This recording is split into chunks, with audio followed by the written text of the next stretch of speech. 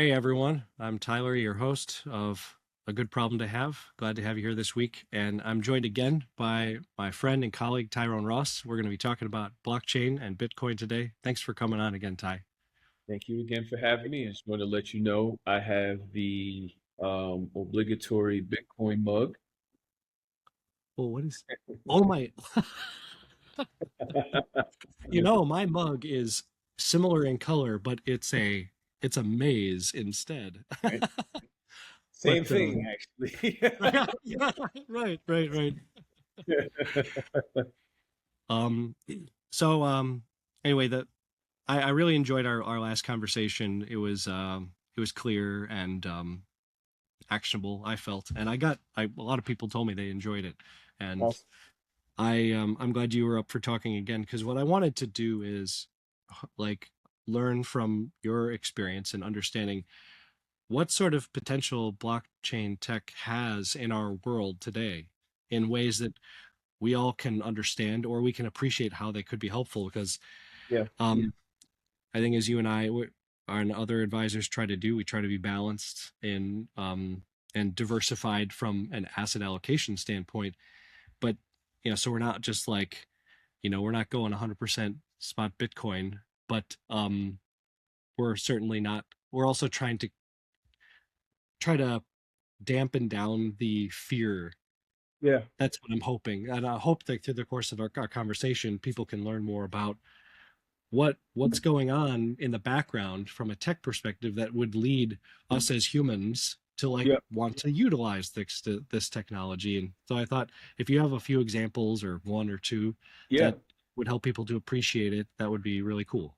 Yeah. And as we sit here, today on the 6th of January in the new year, again, Happy New Year to everyone. A couple hours ago, it comes out that Morgan Stanley, which is broadly known as one of the, if not the most innovative wirehouse, is going to launch their own Bitcoin and Solana ETFs. So that's a big deal. So we've gotten to the point now where wirehouses are embracing it, banks are embracing it. J.P. Morgan is, you want to talk about utility, giving clients the ability who own a lot of it to use it as collateral, borrow against it, and I think that right away is one of the things that, as far as Bitcoin utility, folks are using it for. They own a lot of it. They don't want to sell it to borrow against it to do whatever the case is that they want to do. Some folks borrow against it and buy more, but we talk about that concentration risk and all that other stuff. Right. But I actually had an advisor ask me about that, by the way, like, if that was like a sound strategy for clients, and I'm like staring at the phone. I'm like, are you serious? You're a CFP, huh? Okay. Um, but so very interesting time. But I think to make it really, really personal, something that we can all relate to is sending money. And I know it always bugs me out. Like I moved to California. I was a TD Bank user as I was on the East Coast. East Coast is, has a lot of TD banks, but moved to Bank of America. And it it makes me a little angry, but it also cracks me up. Like every time you get a wire, like they charge you to receive a wire and what it costs to send a wire and what it costs to get a cashier's check. So all of these things, these embedded costs, especially to send money overseas, there's not a particular, like, a couple years ago, it's like Bitcoin fixes this. No, it doesn't. What it does though is blockchain technology now that banks are starting to discover, the DTCC folks are starting to discover that it's just simply better rails. So if there's no more T plus one, T plus two, T plus three, instant settlement, the ability to move these things in real time. 24/7 trading, conversation for another day, however you feel about that. But Yeah. instant settlement, I think, is a big thing that is financial institutions figuring out. But a really good example again is, all right, everyone understands how hard it is to send money if you have the limits, the amount of money you could send. There's no limits of the amount of money I can send you on the Ethereum blockchain. None. And you'd get it in seconds. If it's minutes, it took too long. So I think there's an appreciation for that. And then also, just if you really look at it, you can tell anyone, look, go across all of the examples I've mentioned, how expensive it is to send money. Like, think about saying that phrase. Like, it's expensive to send money, like spending money to send money. So that's where we're seeing, you're starting to see folks understand that right now. Now, where there's a bit of hurdle still is, and you're starting to see your Visas, your MasterCards, the banks are going to start to layer in the technology here. So you're using it and you have no idea that that was settled on a blockchain. But I still think we have that hurdle where the average person has the ability in their app to say, okay, I'm going to send Tyler money. Do I want to do ACH wire, or do I want to do it stable coins? And I just want to send it that way. Right. Yeah. So that's probably the big thing right away where folks could relate to some of the pain points of holding and sending money right now. I have two uh, points of reference that I wanted to that have started to shape my mind around like what you're saying, and both of them have to do with the time when my family moved to Sweden, like 10, not quite 10 years ago. When we moved, first of all, in order to get money over there, it cost us like a couple $1,000s in fees just to move our money. And so that resonates very strongly. Yeah. But another point that also we experienced while we were living there is that within the Swedish system, they have an app called Swish that is interlocked with every bank in that country.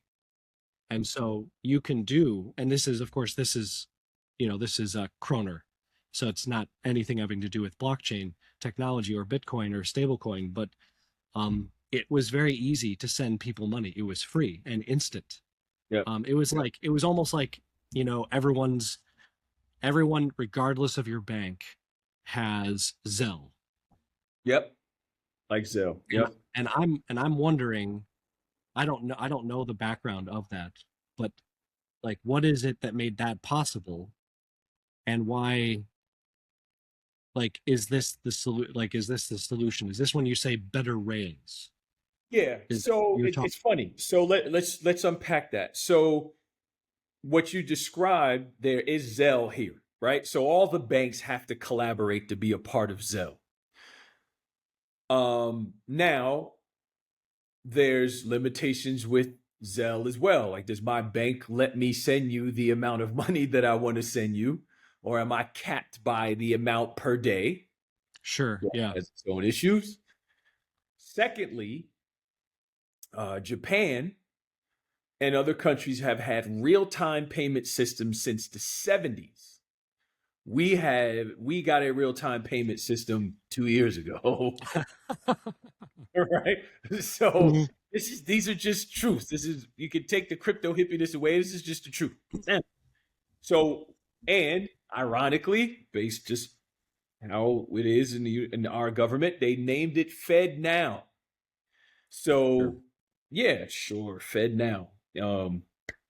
50 years later. But the the so Fed Now is real time settlement, right? The ability to move money back and forth real time. However, it hasn't been absorbed and not widely used because we have Swift and ACH and all those other things, which are widely used. Trillions upon trillions of dollars sent through those rails. Fed Now, not so much. Why? Because the banks are going, nope. Like, we control more of the flow here. Um, and those interchange rates and the ability, with just being a toll. You don't have a toll if we use that, if it's just free and easy to send. So Right. now I had said this on social media that I personally can't be convinced that Bitcoin coming into the world in 2009 to everyone did not influence folks whatsoever to go, well, maybe real time settlement is a good idea. And it was a little bit of an impetus for them to move on that and explore it. Now, you go from that to last year, stable coins had their moment where the Genius Act, you have Stripe and a lot of companies starting to acquire stablecoin companies, which are just digital dollars for those keeping score at home, right? Dollars on a blockchain.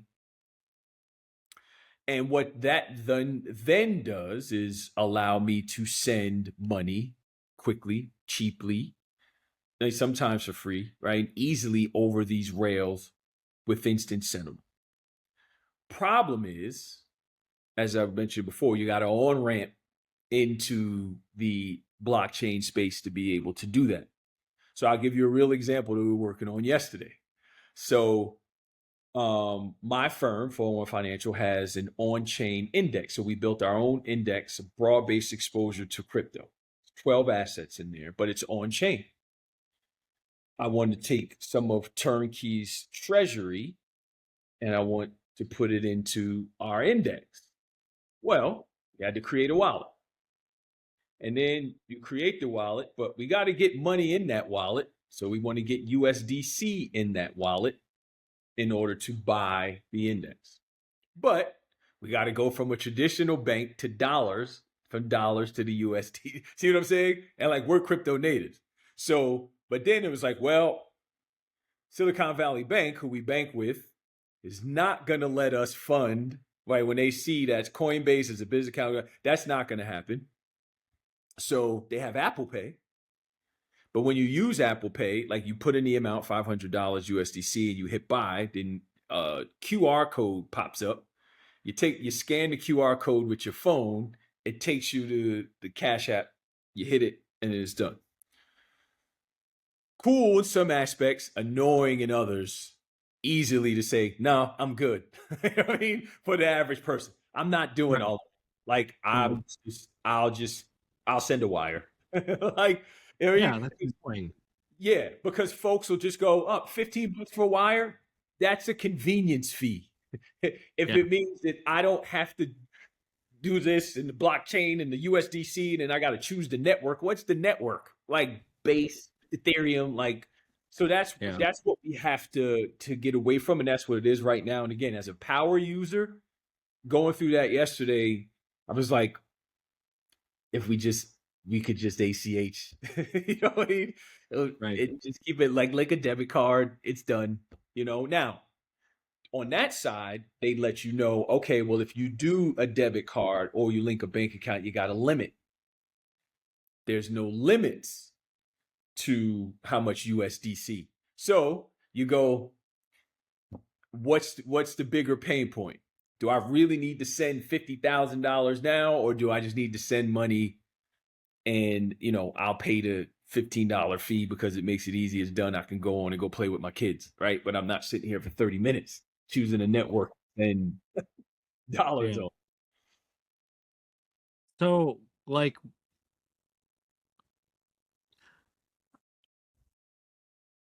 you said Fed, okay, when you said a couple minutes ago that Fed now is something that the banks are like, no, we're not, we don't want that because that's going to cut into our one of our profit centers Mm-hmm. is the tolls. Um, so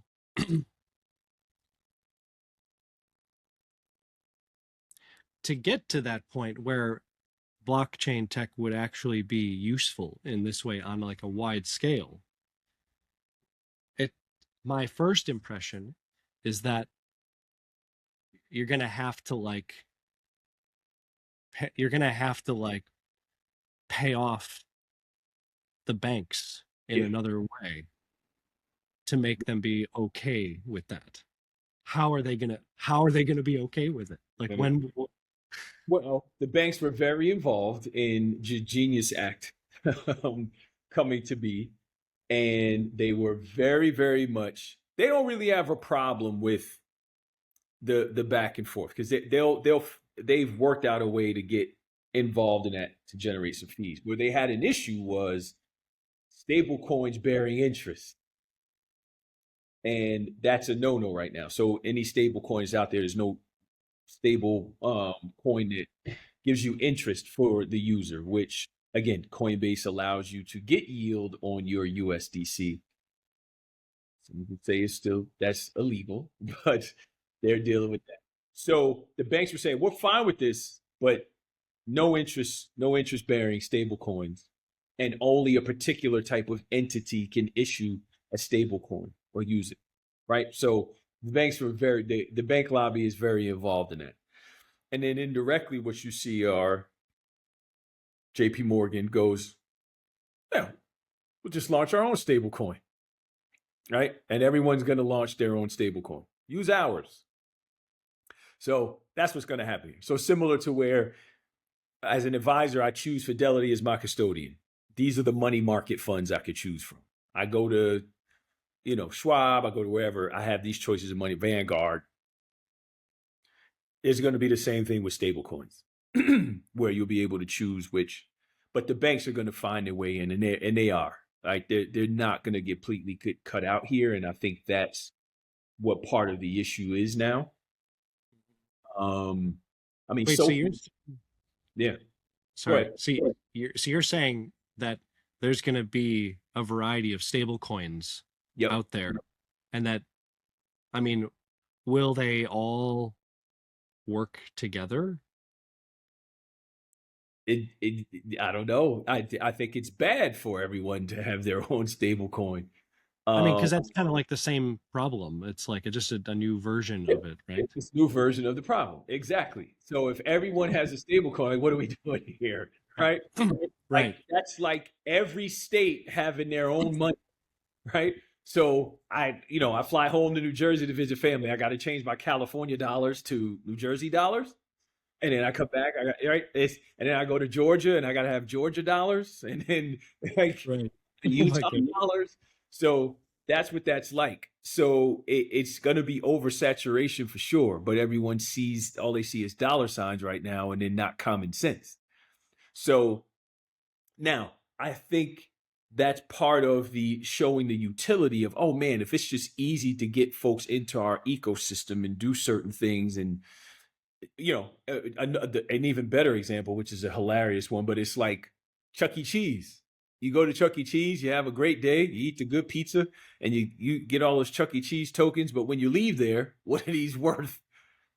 I'm a Right. millionaire in here. Like Yeah. I'm Warren Buffett at Chuck E. Cheese, you know. Yeah. But when I leave, it's got a bunch of these things. So that's where we could end up. But I do think that's going to what you're seeing though is when you see the visas of the world, when you see the DTCCs of the world, and there's this conversation now around tokenization and tokenizing assets and all those other things, which I'm not. The tokenization thing cracks me up. I just think it's a beautiful marketing term right now. Right. But what that is signaling though is that these folks, albeit years late, decade plus late to the party, are starting to figure out, oh, they were right that these are just better rails. Like it's high speed rail versus New Jersey Transit, you know? So um so that's what I think we're in a discovery phase. So we're moving from mass acceptance to mass adoption. And the mass adoption is just kind of like the aha moments. Yeah. And I know we touched on this last time, but I think just because it's good to reflect on or to clarify the action items for the typical person, Mhm. like what, like I mean, my first thought is that there's two things. One, it's to cultivate uh a willingness to see how blockchain technology is already integrated in our life, and so the involvement of Bitcoin as an investment is not something that we need to be deathly afraid of. Right. Um, and that, to be honest, any of us who are invested in the market are already by, what do you call it? Call it the transitive property. Yep. Um, the companies that we're invested in, they own it, so we do too. Yep. Yep. Um, so like that's my first thought is that we should be cultivating like a let's learn and just be like this is not something that we need to be afraid of. It's something that we need to be Yep. like, well, this is already around us. Hmm. Um, and the second thing is that if you have the gumption and the the planning or I guess I should say investment risk disposition to talk to your advisor about incorporating it into Sure. your strategy. Is that's where my mind goes. Those are the two things. 100%. I think you're spot on, and we have this conversation, often. And it's funny. I'm in the process now of writing um, a recommendation to Napa about just including a micro cert for 338 advisors and plan sponsors on looking at this as a potential investment option, but whether you do or you don't, you should be able to show the diligence that you did to explain why, right? So I do think, yes, nothing to be afraid of. It's probably on the balance sheet of companies that you own. Like I said, you mentioned the transitive property. You probably got some exposure and you don't know it yet, especially if you're, invested in S&P or whatever it may be. There's some indirect exposure somewhere. The other thing is, I do think if you are listening to this and you have a financial advisor, and based on your goals and things that have been discussed with you, that it should come up in conversation.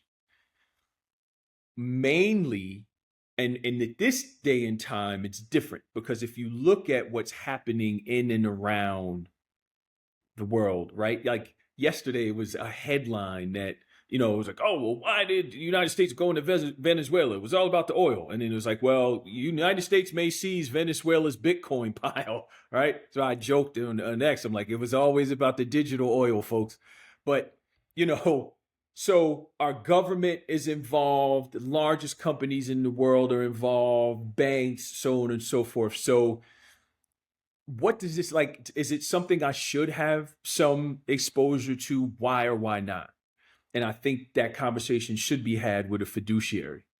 And then I think the other conversation with that then is how relative to risk disposition and everything that you mentioned, time frame, um, socioeconomic status, legacy, if that's a part of it. We just did some demos with um, a woman who wants to, she works as like the CFO for like ultra high net worth folks, and she has a couple of clients with billions of dollars of crypto, and no one wants to work with these people, but they have billions, like with a B of crypto.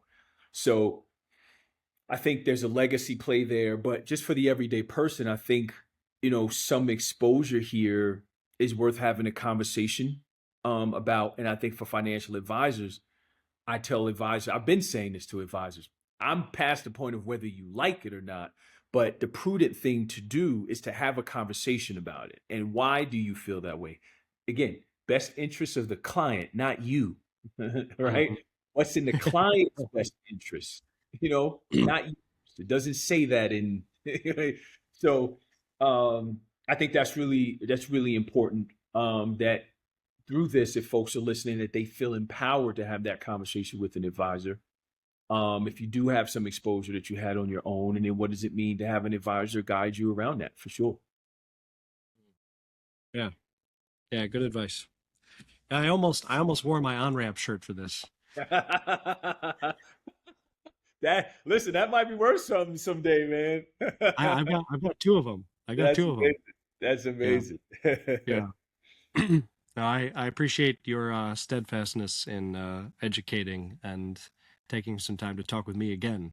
I think it's good for us to maintain an open mindedness to stuff that's coming up. But I think for I don't know, I don't know if you feel this way, but for me, I think I can feel a transition in my own mind and life as I get older, and I'm not older, but I'm in my 40s, and I can tell that I have a inherent resistance to like brand new stuff that doesn't make sense to me.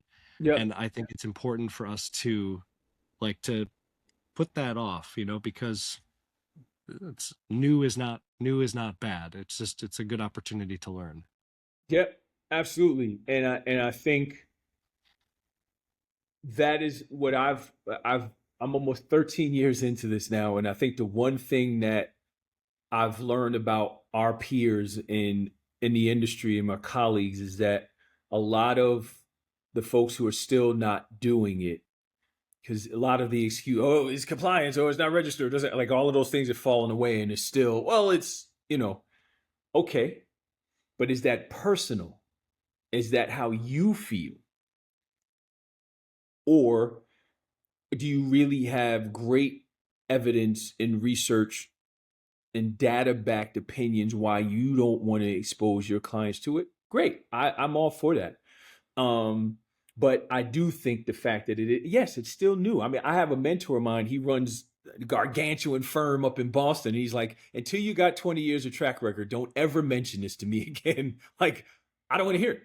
You, it's, and at the time I was kind of like, that's kind of ridiculous. But yeah, there's not 20 years of track record yet. And also, if you look at quality data where you can actually clean that data and get real, like, you're probably starting at like 2014 or so, 15, so you got 10 years of data that is probably manipulated, but when you start to clean it and you get to see some trends here, Bitcoin is going through some very interesting time periods in the last 5 years especially. um and the last year was, now the price wasn't where everyone wanted it to be after two ridiculous years, right? Incredible back to back years, but it was the least volatile ever. That comes along with the price of admission for being institutionalized or a maturing asset class. That's what happens. And I think it was just a lot of price discovery. What is going? You had the ETF flows, and you had all these other things happening now. Retail not coming back, so you kind of settle in this range, and that's okay. But also, you're not going from 150,000 to 75,000 to 90,000 to, right. So it's part of the game. But those are the things that needs to be discussed in a prudent manner with clients. That everything that I just said, knowing about the context. Yeah, last year the price was down, but it was the least volatile. Yeah, it's up, you know, I think it's 11 million% since inception or something like that. Like, but again, it was 2009. So, there's been a lot of things that have happened in context that most advisors don't embrace if they don't, like the asset class, and it is new and novel, but some unique things that um an advisor should know to share with clients independent of how they feel. And just with a quick note on that, so we have at Turnkey, we have a newsletter called Crypto Ed. So it's Crypto ED, continuing education for crypto assets. And we did it for advisors. And when we were making it, it was mainly for advisors that we felt were um, reluctant to embrace the space. So it's very educational. We have a practice management section, we have a regulatory section. We just have a broad, like, it's no proselytizing, it's no you should, you missed out, have fun staying poor stuff. It's just, here's what everything you need to know, nothing you don't, you make your own decision. Nice. Yeah. No, I've I see a little bit about what you're building at Turnkey, and Yeah. like trying to even integrate with other systems to try to make it even more financial advisor friendly. Mm-hmm. That's a lot of work you're doing. I It's hard. Yeah, it's hard, but I'm worth sure. it. Yeah, I'm sure. Yeah, cool. Thanks a lot, Tyrone. I enjoyed talking with you again about this. Who knows? Maybe we'll do a part three if think of Yeah. something Yeah. Part that would be three. really awesome. I wanna interview you. That's what we'll do for part three. All right, you're on. You're Yeah. on. We'll set that up. All right, man. Well, take care and have a good start to 2026. You too, my friend. I appreciate you so much.